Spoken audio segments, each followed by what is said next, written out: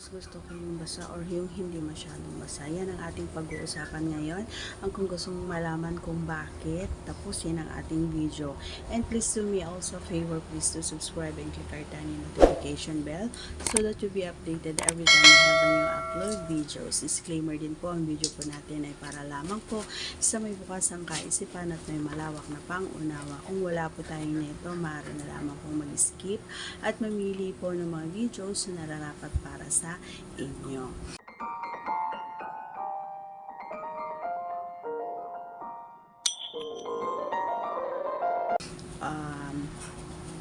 Para sa akin, ang pagkakaiba kasi nito mga idol, umpisahan natin kapag ito ay nagmadali ibig sabihin inilagay mo ng hindi man lang basa, ganon. So ang kadahilanan nito kung bakit ang pagkakaiba na at mamaya sabihin ko kung ano yung mas maganda para sa akin. Kapag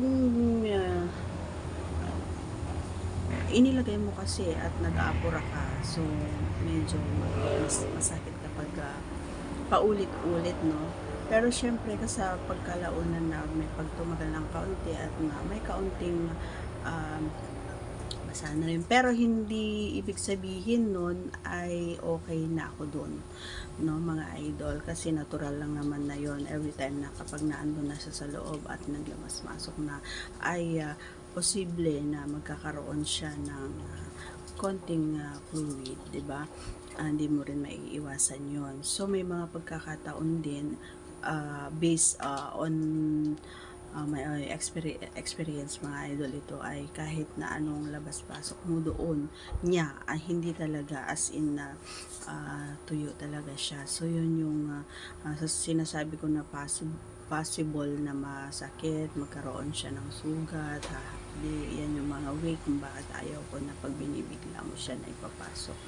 So kapag naman sobrang basa, sobrang alam mo yon, and alam mo din sa kapareha mo at alam ko rin sa sarili ko na maluwag siya, so may possibility na maalis or mawala talaga siya. So yun yung possible naman na yun yung word na mabibitin talaga siya, kasi nga kapag naaalis ay for me lang ito na nawawala kumbaga yung eager ko na talagang mababawasan kumbaga yung init na nararamdaman natin kapag tsaka naiimbir ako, kumbaga naiinis ako pag gano'n, kapag naaalis siya. So gusto ko kasi naka-steady lang, lalo na kasi kapag sobrang G din yung kapareha ko ay talagang minsan na mapabilis or mabilis kumbaga yung pagkakit niya, so hindi maiwasan na naaalis. And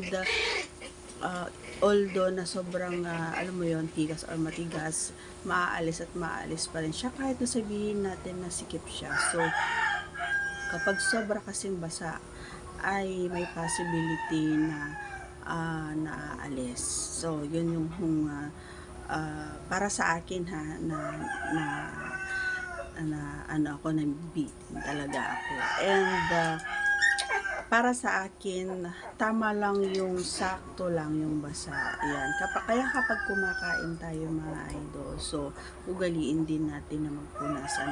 Huwag natin hahayaan na laway natin na mag-stay doon. Kasi para pag pumasok ka ay sakto lang yung basa. Yung nasa loob lang, hindi yung nasa baba. Yung doon sa mismong pisngi or doon sa mismong bukana ay talagang basang-basaan talaga siya, kaya pag pumasok ka ay parang naglalawa na talaga siya. So kapag ganon, kapag kumakain kayo mga idol, ugalin na magpunas-punasan nyo muna, or kahit ako kasi kapag ako yung nasuwa, kapag alam ko na sobrang hindi maiwasan yun, no? So pinupunasan ko para kapag pumasok siya ay may kaunting higpit or may kaunting stiff siya. And yun yung makakapagpa-relax kumbaga para sa akin at makakapag-pasaya sa akin, lalong-lalo na yung may kaunting basa na medyo masikip. So yun yung nakaka-thrill kumbaga sa pakiramdam ko at masaya-masaya ako every time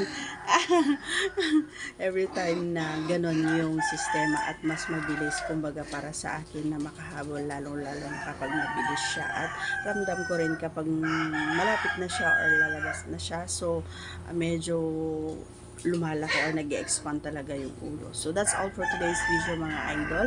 Once again, if you are not yet connected, please do subscribe and click our tiny notification bell so that you'll be updated every time we have a new upload videos. Thanks for watching everyone. See you again on our next vlog. Bye!